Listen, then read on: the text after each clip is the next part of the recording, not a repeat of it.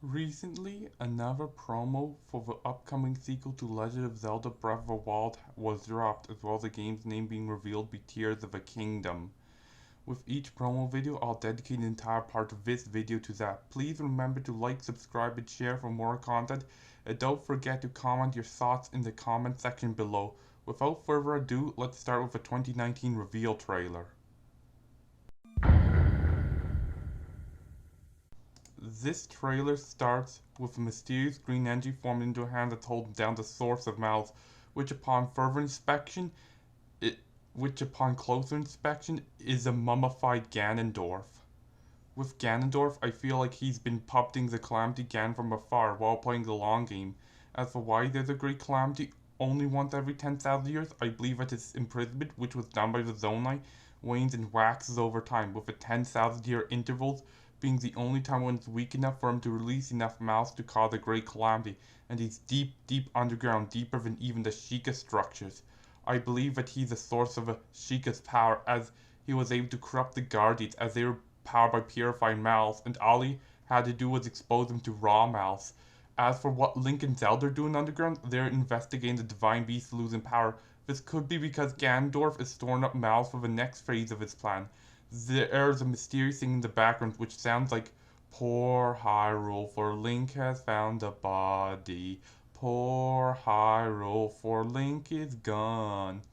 It could be that Link and Zelda unearthing the mummified Ganondorf has allowed even more of his mouth to seep out and target Link.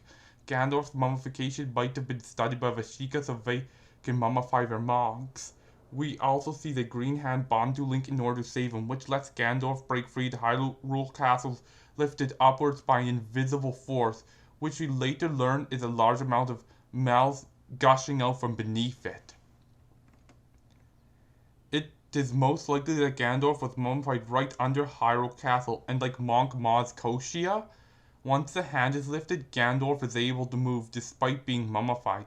I'm thinking that he will be going after the Triforce, whose locations are unknown. As for the hand, it's most likely some sort of Zonai related spirit, as I believe that Tears of the Kingdom will focus on the Zonai in the same way that Breath of the Wild focused on the Sheikah, and while the ancient Sheikah had advanced technology, the Divine Beast, Shrines and Guardians, the Zonai became just as powerful as Sheikah did via magic, and plus the mouth has a more pronounced reddish color, which could point to being more raw and powerful. And that's all for the 2019 reveal trailer.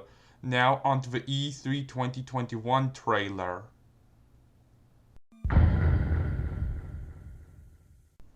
This trailer starts with a glimpse of a mouse attacking Link's arm, leaving it blackened and damaged. This caused the Green Hand to bond with Link, allowing him to use his right arm as if it was intact, among other things. This also damages the Master Sword, which is very worrisome, as a Master Sword is a blade of evil's bane, used to slay demise tens of, if not hundreds of millennia ago. There's also Gandalf rising up, showing that he's been in control the whole time, and you can't expect less from the great king of evil. This version of Gandalf might be aware of Demise's curse and will be happy to know that he can play the long game, no matter how long it takes. We also see Zelda fall into a mouth-filled chasm. I think that Gandalf will keep her alive in a reverse-engineered Shrine of Resurrection in order to extract the Triforce or the Triforce's location from her, because this Zelda was able to fight Calamity Ganon non-stop for a century, but that probably used a lot of her power, and the mouth is stronger than what was used to make Calamity Ganon. Oh, and there's islands in the sky, perhaps levitated by the Zonai's magic, even millennia after their decline. Link still has his paraglider, which would be useful for traveling in those sky islands, which are dotted with ruins, and there's some sort of golem with pine cones for shoulders.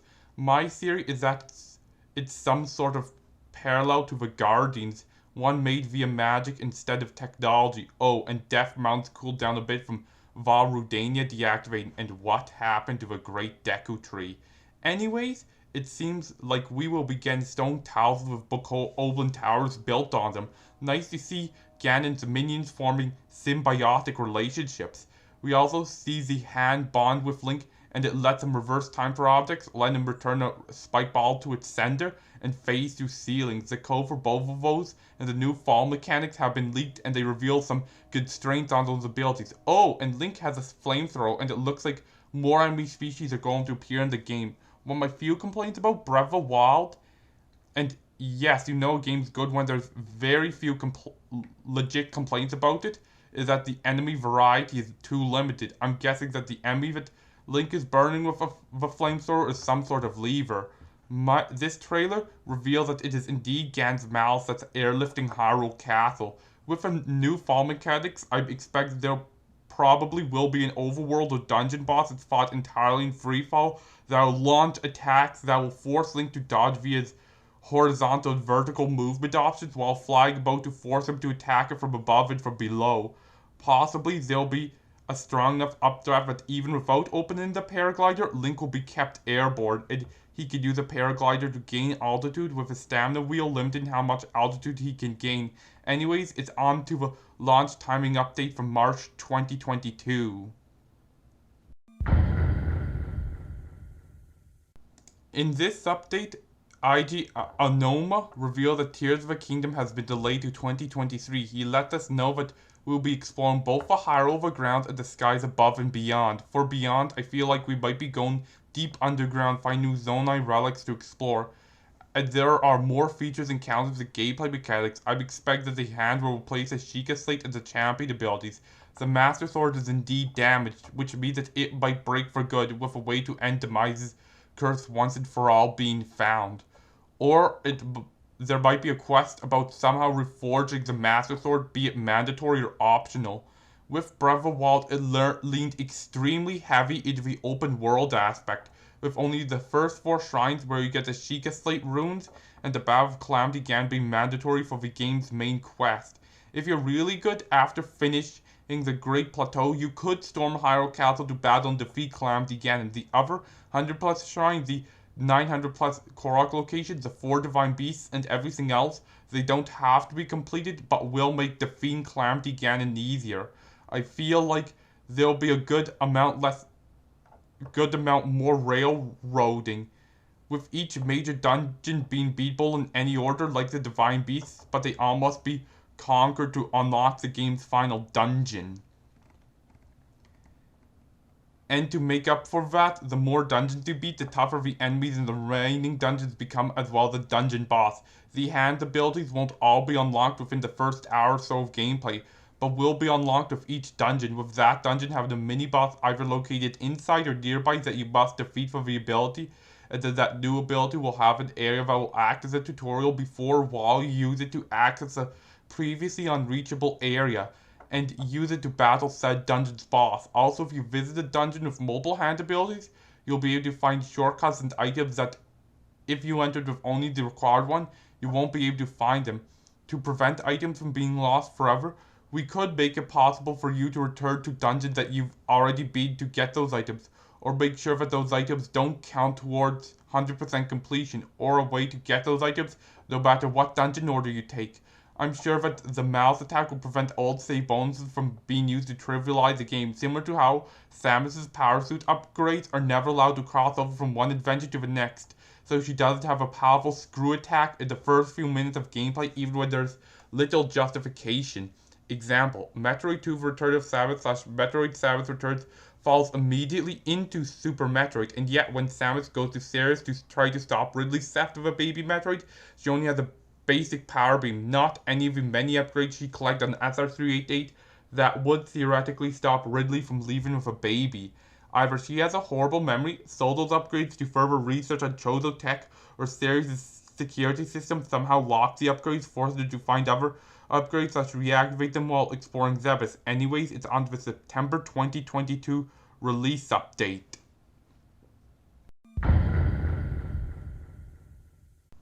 This one finally confirms that we'll get a release date on May 12, 2023. It starts with a shot of what looks like a stone carving of Fecta-Welflitz, the final boss of Kirby in the Forgotten Land, descending on some sort of platform. Whomever this character is, their appearance doesn't match anybody we've seen in Legend of Zelda.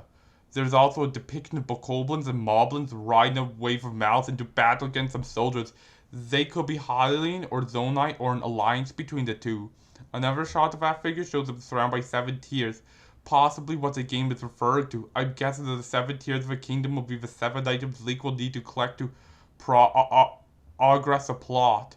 They will be in each major dungeon and represent the 7 tribes of Hyrule: the Zora of Lanayru, the Gorons of Eldin, the Rito of Hebra, the Gerudo of Wel Gerudo, the Sheik of Kakariko, the Zonai of Faron, and the Koroks of Wel Korok. And Hyrule Castle, which will be the final dungeon again, as well as Ganondorf's tomb will represent the Hylians. There's also a depiction of what looks like Zelda being sacrificed, and then they're clasping hands with some figure kept off screen. It could be that a previous Zelda agreed to be sacrificed to Cloudy Ganon in order to weaken its power. Then Link is pushing open the big stone gate with the inscription of 2 dragons kissing. I'm sure that Link will be taken there in the prologue to purge the mouse corruption from his body. Perhaps it will be called the Temple of Purification, and will serve as a tutorial area. Just like in Breath of the Wild, Tears of the Kingdom will start with Link waking up in the Temple of Purification, its take at the Shrine of Resurrection, and you will have to learn how he got there via memories unlocked via visiting certain locations. Link is also seen using the reverse mechanic to lift a fallen piece of debris back into the sky, hanging onto it. This confirms that Breath of the Wild's climbing mechanic will return, for better or for worse. I do feel like they will put a nerf on it, be it that climbing consumes more stamina, there are less surfaces that are climbable, or a combination of the above. And as Link rides his makeshift elevator up, a dragon-like creature flies behind him. It could be sky native fauna, or it could be an enemy. Link climbing to tree roots supports the notion that there will be some sort of climbing nerf. We also see that Death Mountain is overflowing with mouths, and there's a tornado in Hebra, as Link catches a ride on some stone bird. As for the title screen, it reveals that the other figure is a Fecto-Elfos-looking character that's clasping hands with Zelda. That character could be a Zonai priest who accepts Zelda's offering, which ends up saving Hyrule one way or another.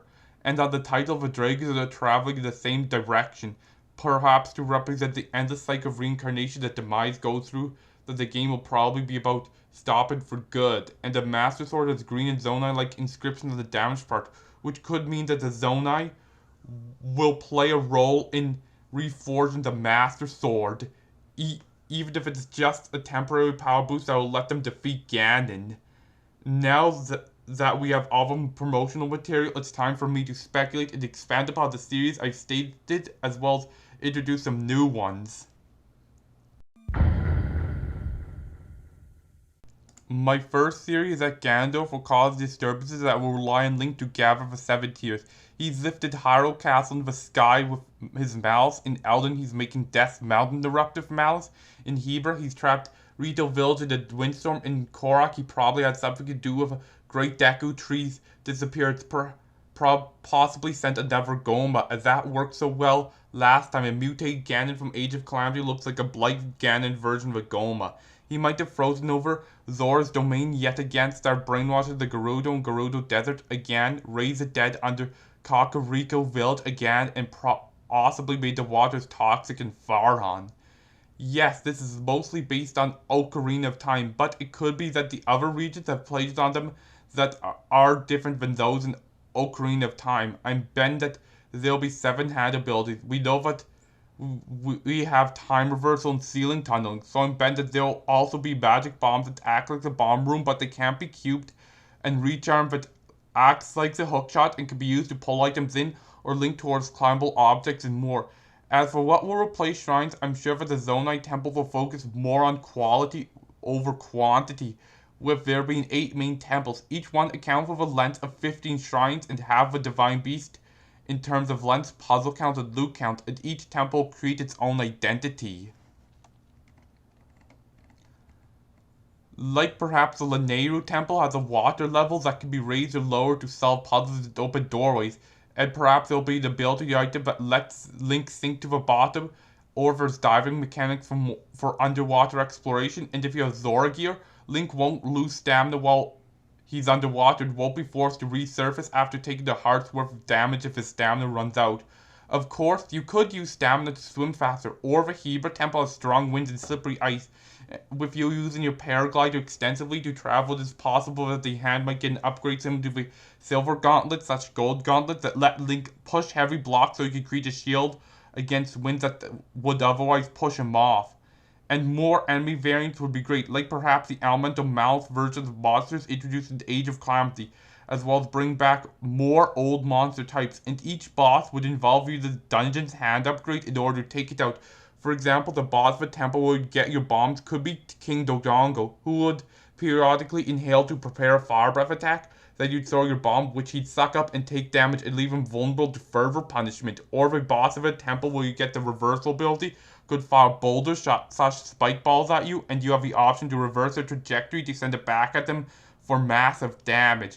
Another thing that I'd love to see is more dark elements, as they did promise that Tears of the Kingdom will be darker than Majora's Mask, the darkest game of the series so far. And Majora's Mask had stuff like alien abduction, the moon gained a demented expression as it fell from orbit and ends on a sad note that while Termina was saved, the Deku Butler's son is still dead. Perhaps they could do stuff like mouse-based body horror, flashback, and nightmare sequences that would make Lanayru's one Twilight Princess look tame in comparison, and Gandorf stalking Link to kill him and slash or steal the Triforce from him. If they do have Gandorf hunt the player down, they better give him formidable AI that doesn't let experienced players troll him like the SAX. On paper, the SAX from Metroid Fusion is one of the most terrifying enemies in the series, being an ex-parasite of Samus Aran's that's her at her prime, except heartless, and judging by the primitive AI used to program her, brainless as well, resulting in many videos that show the blatant flaws in the SAX's AI, which were fixed when it was time to make the enemies for Metroid Dread, who are legit terrifying as there's no easy way to outsmart it. Perhaps Gandalf only becomes vulnerable at the end of the game, and if you wait in towns and other safe spots, he'll patrol the exterior until you make your move. Or he only stalks in one certain area and will use malice to temporarily wall up passageways, which could be exploited against him to trick Gandalf into accidentally board himself in his own home, Hello Neighbor style. Or again, he could just get rid of the malice, so you can't trick him into walling himself in and enjoy several minutes of unmolested travel into his tomb. Anyways, that's all I have for theories. What are your thoughts on the upcoming Tears of the Kingdom? What theories do you have? Please leave them in the comment section below, and don't forget to like, subscribe, and share for more content. Tyson out.